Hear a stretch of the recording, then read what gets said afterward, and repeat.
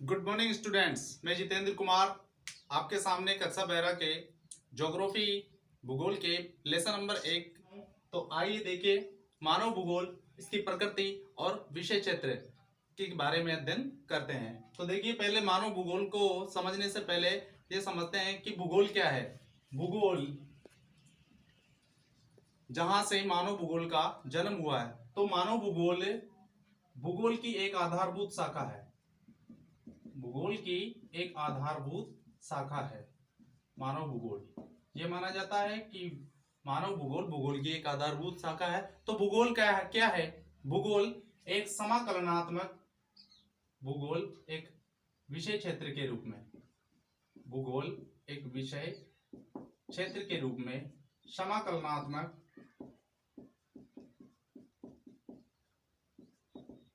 अनुभविक एवं व्यवहारिक अध्ययन है। तो भूगोल क्या है? एक विषय क्षेत्र के रूप में समाकलनात्मक अनुभविक एवं व्यवहारिक अध्ययन है, जिसमें किसी स्थान विशेष पर घटित होने वाली घटना का समय के संदर्भ में भौगोलिक ढंग से अध्ययन किया जाता है। तो भूगोल की ही एक आधारभूत शाखा है। वैसे मानव भूगोल में जो भूगोल है, भूगोल के दो घटक है, मुख्य रूप से दो घटक माने गए हैं। कौन कौन से? एक तो मानव भूगोल और एक भौतिक भूगोल।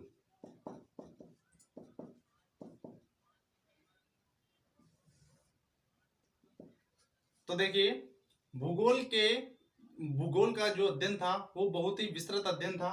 भूगोल में केवल भौतिक तथ्यों का अध्ययन किया जाता था, लेकिन भौतिक तथ्यों के साथ जब मानव का अध्ययन किया जाने लगा तो एक और शाखा अस्तित्व में आई, वो थी मानव भूगोल। बात करें इनके जो जनक है वो कौन है? हेकिटियस। हेकिटियस मानव भूगोल के जन्म माने जाते हैं, भूगोल के जनक माने जाते हैं हेकिटियस, जिन्होंने भूगोल का क्रमबद्ध रूप से अध्ययन किया, सिस्टमेटिक तरीके से अध्ययन किया। और मानव भूगोल के जन्मदाता माने जाते हैं फ्रेडरिक रेटजेल।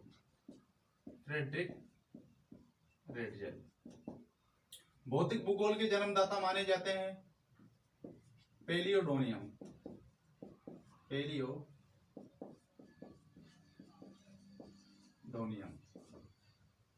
तो देखते हैं, हम मानव भूगोल के बारे में विस्तार से अध्ययन करते हैं।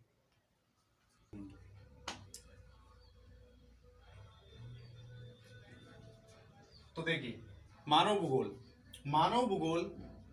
भूगोल की एक आधारभूत शाखा थी, और मानव भूगोल इस पृथ्वी को मानव का घर समझता है।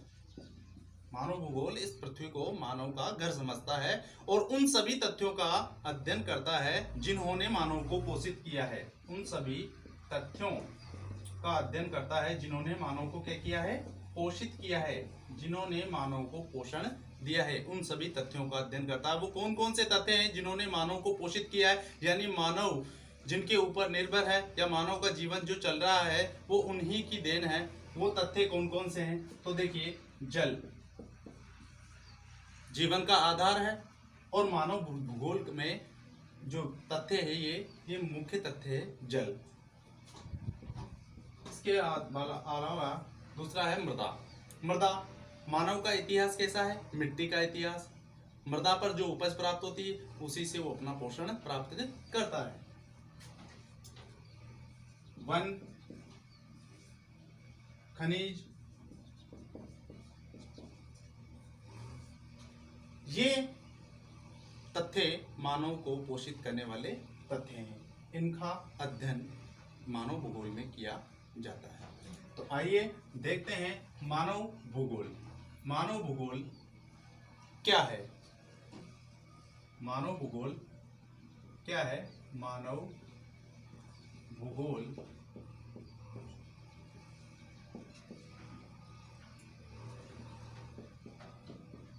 मानव वर्गों पर या मानव वर्गों या मानव समाज पर पड़ने वाले वातावरण की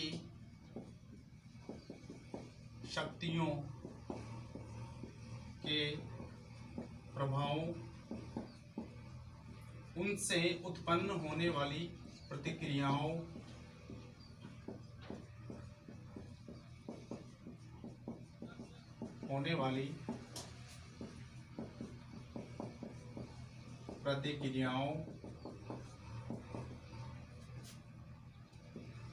का प्रादेशिक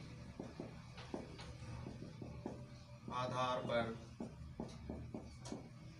किया जाने वाला अध्ययन है। तो मानव भूगोल क्या है? मानव वर्गों या मानव समाज पर पड़ने वाले वातावरण की शक्तियों के प्रभावों। वातावरण की शक्तियां कौन कौन सी है जिनसे मानव प्रभावित होता है?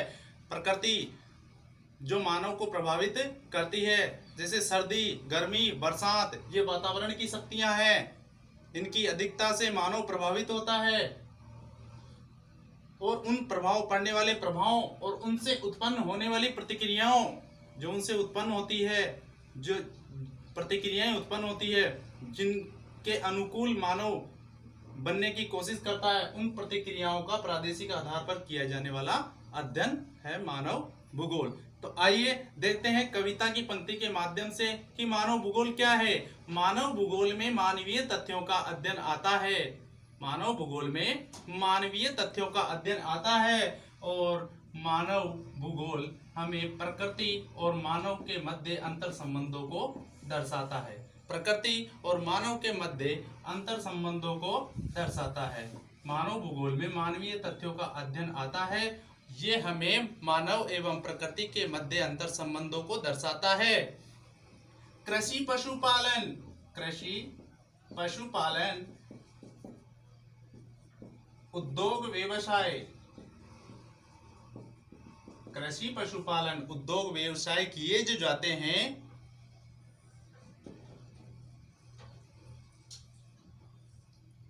परिवहन संचार व्यापार, परिवहन संचार व्यापार इसके अंतर्गत आते हैं, इसके अंतर्गत आते हैं। कविता की पंक्ति कहती है कि मानव भूगोल में मानवीय तथ्यों का अध्ययन आता है। ये हमें मानव एवं प्रकृति के मध्य अंतर संबंधों को दर्शाता है। कृषि पशुपालन उद्योग व्यवसाय किए जो जाते हैं, परिवहन संचार व्यापार इसके अंतर्गत आते हैं। तो आइए देखते हैं मानव और प्रकृति के मध्य जैसे जैसे वातावरण में बदलाव आए, अलग अलग विद्वानों ने मानव भूगोल को अलग अलग तरीके से परिभाषित किया है। तो देखते हैं मानव भूगोल की परिभाषा।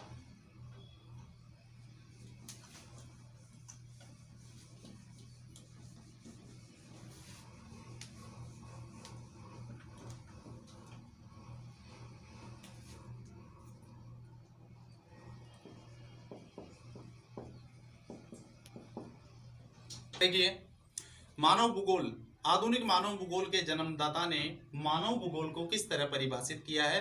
तो मानव भूगोल के जन्मदाता जो कि फ्रेडरिक रेटजेल है, उन्होंने मानव भूगोल के संदर्भ में क्या कहा है कि मानव भूगोल मानव समाज एवं धरातल के मध्य अंतर संबंधों का अध्ययन है। मानव भूगोल क्या है कि मानव भूगोल मानव समाज और धरातल के मध्य अंतर संबंधों का अध्ययन है। किन्होंने कहा है ये? फ्रेडरिक रेटजेल ने। फ्रेडरिक रेटजेल ने कहा है मानव समाज और धरातल के मध्य अंतर संबंधों का अध्ययन है। इन्हीं की शिष्या अमेरिकन भूगोलवेता एलन सी सैंपल, एलन सी सैंपल ने मानव भूगोल को किस तरह से परिभाषित किया है कि चंचल मानव और अस्थिर पृथ्वी, चंचल मानव और अस्थिर पृथ्वी के मध्य अंतर संबंधों का अध्ययन ही क्या है, मानव भूगोल है। किन्होंने कहा है ये? एलन सी सैंपल ने, जो अमेरिकन भूगोलवेता थी और फ्रेडरिक रेडजेल की शिष्या थी। चंचल मानव और अस्थिर पृथ्वी के मध्य अंतर संबंधों का संश्लेषित अध्ययन ही मानव भूगोल है। इन्होंने एक और परिभाषा दी थी और इन्होंने कहा था कि अस्थिर मानव और क्रियाशील प्राणी के मध्य अंतर संबंधों का अध्ययन ही मानव भूगोल है। लेकिन हम यहाँ पर मानव भूगोल चंचल मानव और अस्थिर पृथ्वी के मध्य अंतर संबंधों का संश्लेषित अध्ययन ही क्या है, मानव भूगोल है। फिर उसके बाद में आते इससे ये जो एलन सी सैंपल थी वो नियतिवाद की कट्टर समर्थक थी। नियतिवाद की कट्टर समर्थक थी। नियतिवादी जो होते हैं वो किसमें विश्वास करते हैं? केवल प्रकृति में विश्वास करते हैं। नियतिवादी केवल प्रकृति में विश्वास करते हैं और क्या कहते हैं कि मानव प्रकृति का दास है। मानव क्या है? प्रकृति का दास है, यानी प्रकृति का गुलाम है। मानव को प्रकृति प्रभावित करती है और उस प्रकृति की दासता मानव को ग्रहण करनी पड़ेगी। इसलिए नियतिवाद की कट्टर समर्थक मानी जाती थी कौन? एलन सी सैंपल, जो कहाँ की थी? अमेरिकन भूगोलवेता थी। अमेरिकन भूगोलवेता। और फ्रेडरिक रेडजेल कहाँ के भूगोलवेता थे? ये जर्मनी के भूगोलवेता थे। जर्मनी के भूगोलवेता। इसी के बाद में मानव भूगोल का विकास फ्रांस में भी हुआ। तो फ्रांस में जो मानव भूगोल के जो अध्ययन करता थे वो थे पाल विडाल डी ला ब्लांस। पाल विडाल डी ला ब्लांस।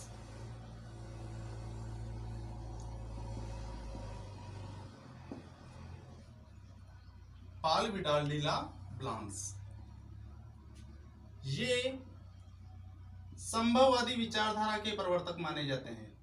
संभववादी जो विचारधारा है उनके प्रवर्तक माने जाते हैं कौन? पाल विडाल डी ला ब्लांस, जो कि फ्रांसीसी भूगोलवेता है। किसके भूगोलवेता? कहाँ के हैं? फ्रांस के भूगोलवेता है। फ्रांसीसी भूगोलवेता पाल विडाल डी ला ब्लांस, जो कि संभववाद की विचारधारा के जनक माने जाते हैं। इन्होंने मानव भूगोल को किस तरह परिभाषित किया है? इन्होंने मानव भूगोल को के बारे में कहा है कि मानव भूगोल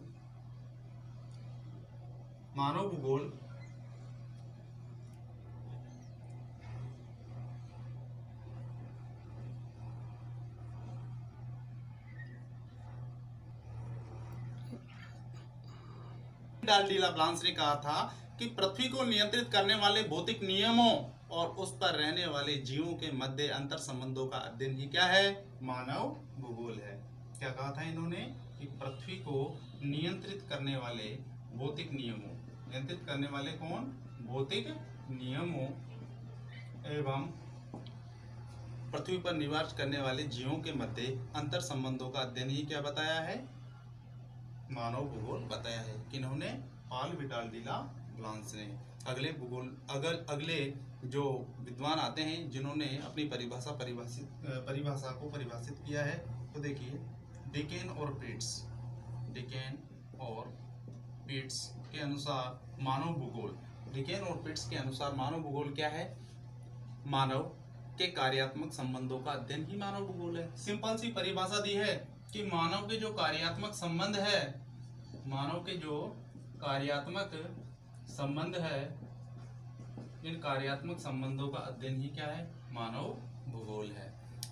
आइए देखते हैं हम प्रकृति, मानव भूगोल की प्रकृति। अब तक तो मानव भूगोल का अर्थ देख लिया हमने, मानव भूगोल की परिभाषा देखी। आज हम अब प्रकृति देखते हैं। तो मानव भूगोल की प्रकृति को परिभाषित करने का श्रेय जाता है ब्रून्स, जीन ब्रून्स को। मानव भूगोल की प्रकृति को परिभाषित किसने किया? जीन ब्रून्स ने। जीन ब्रून्स ने मानव भूगोल की प्रकृति को किस तरह परिभाषित किया, तो आइए देखते हैं।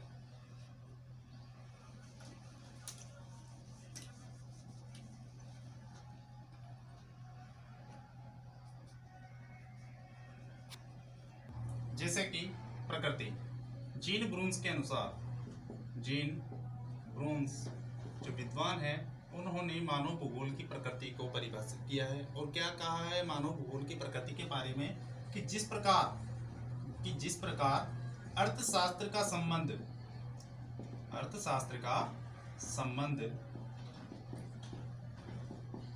कीमतों से होता है, भूगर्भ शास्त्र का संबंध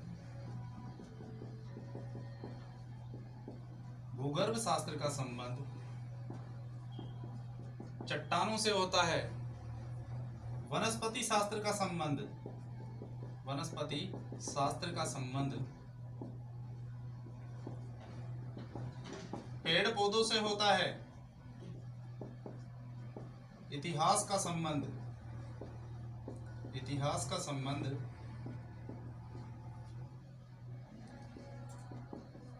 जातियों से होता है। तो देखिए क्या कहा है कि जीन ब्रून्स ने मानव भूगोल की प्रकृति को परिभाषित करते हुए क्या कहा है कि जिस प्रकार अर्थशास्त्र का संबंध कीमतों से है, भूगर्भ शास्त्र का संबंध चट्टानों से है, वनस्पति शास्त्र का संबंध पेड़ पौधों से है, इतिहास का संबंध जातियों से है, उसी प्रकार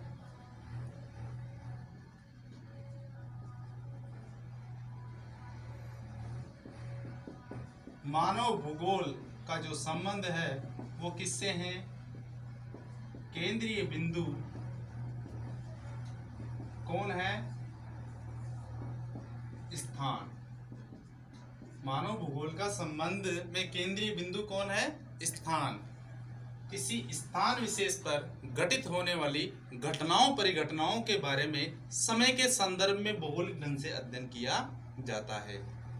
किसमें? मानव भूगोल में। किन्होंने परिभाषित किया है? जीन ब्रून्स ने। क्या कहा है कि जिस प्रकार अर्थशास्त्र का संबंध कीमतों से, भूगर्भ शास्त्र का संबंध चट्टानों से, वनस्पति शास्त्र का संबंध पेड़ पौधों से, इतिहास का संबंध समय से और मानवाचार विज्ञान का संबंध जातियों से, उसी प्रकार मानव भूगोल का संबंध केंद्रीय बिंदु किसी स्थान से है। उस स्थान पर घटित होने वाली घटनाओं के बारे में उत्तर जानने का प्रयास किया जाता है कि कब घटित हुई, कैसे घटित हुई, क्यों घटित हुई, ऐसे क्यों, कैसे, क्या, इन प्रश्नों के उत्तर जानने का प्रयास किया जाता है। यही मानव भूगोल की प्रकृति है। जिस प्रकार पृथ्वी पर आपको मानव निर्मित जो भूदृश्य दिखाई देते हैं, इन भूदृश्यों में केंद्रीय बिंदु कौन है? इन भूदृश्यों के निर्माण में केंद्रीय बिंदु कौन है? केवल मानव है। इन भूदृश्यों में केंद्रीय बिंदु कौन है? केवल मानव है। और मानव के क्रियाकलापों का अध्ययन ही मानव भूगोल में किया जाता है। आइए देखते हैं मानव भूगोल के विषय क्षेत्र। मानव भूगोल का विषय क्षेत्र देखें तो अत्यंत व्यापक है। अत्यंत व्यापक विषय क्षेत्र। तो कौन कौन से विषय क्षेत्र मानव भूगोल के अंतर्गत आते हैं? जनसंख्या, जैसे यूं कहें जनसंख्या का अध्ययन मानव भूगोल का विषय क्षेत्र जनसंख्या भूगोल में किया जाता है। नंबर 2, प्राकृतिक संसाधन। प्राकृतिक संसाधन, संसाधन भूगोल में इसका अध्ययन किया जाता है। सांस्कृतिक वातावरण, सांस्कृतिक वातावरण, इसका अध्ययन भी अलग से किया जाता है सांस्कृतिक भूगोल में। कालिक अनुक्रम,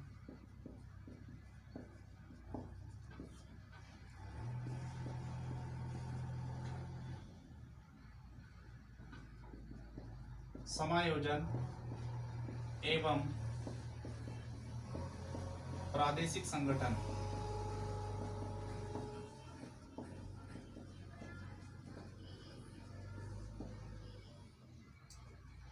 और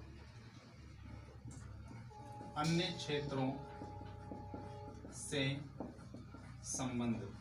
और बहुत से क्षेत्र हैं मानव भूगोल के विषय के, उनसे कौन कौन से क्षेत्र हैं जिससे मानव भूगोल का संबंध है। तो आइए सबसे पहले देखते हैं जनसंख्या। जनसंख्या में किसका अध्ययन किया जाता है?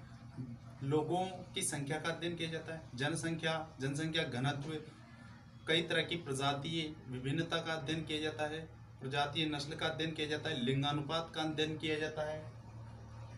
दूसरा प्राकृतिक संसाधन, कौन कौन से प्राकृतिक संसाधनों का अध्ययन किया जाता है? जल, मृदा, वायु, वन, खनिज, ये प्राकृतिक संसाधन है जिन्होंने मानव को पोषित किया है, इनका अध्ययन किया जाता है। सांस्कृतिक वातावरण में भौतिक पर्यावरण एवं मानव के अंतर संबंधों का अध्ययन किया जाता है।